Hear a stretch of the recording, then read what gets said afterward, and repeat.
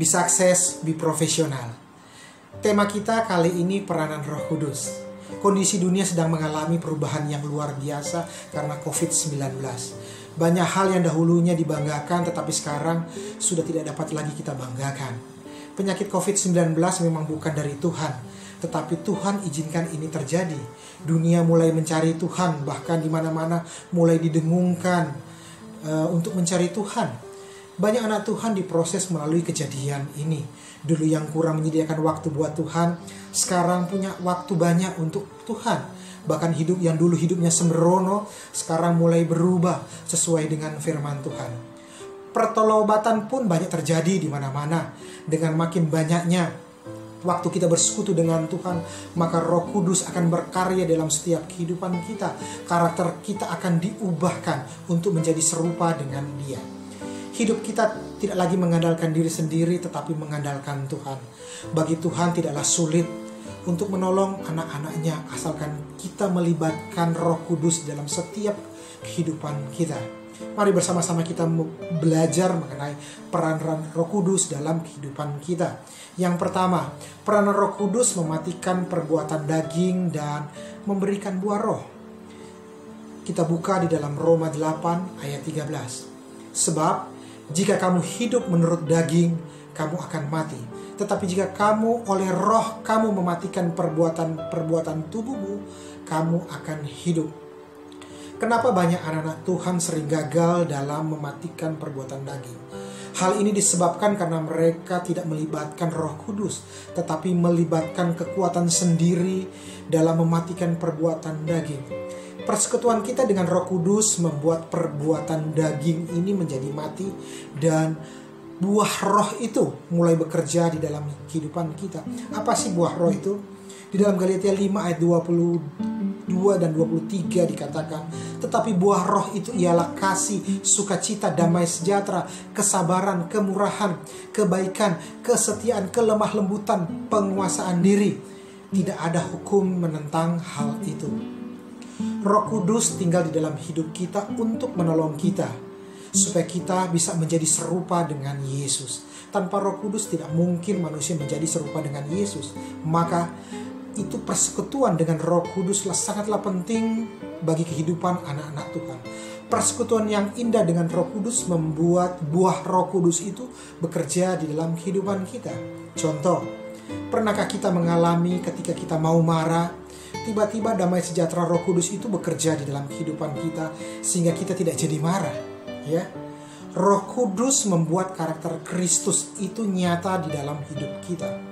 Kalau kita sering melibatkan Roh Kudus di dalam seluruh aspek kehidupan kita, itu di dalam keluarga kita, di dalam pelayanan kita, di dalam pekerjaan kita, percayalah, kehidupan kita akan dibuatnya berhasil. Bahkan kita selalu memuliakan Tuhan. Peranan Roh Kudus yang memimpin kita di dalam seluruh kebenaran. Kadang kita bingung dalam mengambil keputusan penting di dalam kehidupan kita. Misalnya ketika kita mau memutuskan siapa pasangan hidup kita, ketika kita mau memilih sekolah buat anak-anak kita, ketika kita mau memilih pekerjaan buat kita, dan lain-lain.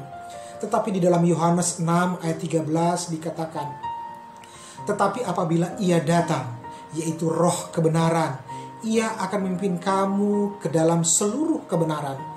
Sebab Ia akan berkata-kata dari dirinya sendiri, tetapi segala sesuatu yang didengarnya itu akan dikatakannya, dan Ia akan memberitakan kepadamu hal-hal yang akan datang.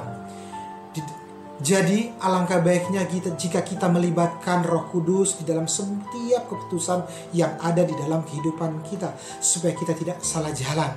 Ya, kadang jalan Tuhan sulit kita mengerti, tetapi kalau kita mau melakukan, kita percaya suatu kali kita akan melihat karya besar yang Tuhan lakukan dalam kehidupan kita. Jalan kebenaran tidak selalu mulus, bahkan seringkali ada tantangan. Tetapi dalam kitab Yohanes ini dikatakan, kemerdekaan itu akan memerdekakan kita. Kebenaran itu akan membuat kita menjadi pemenang.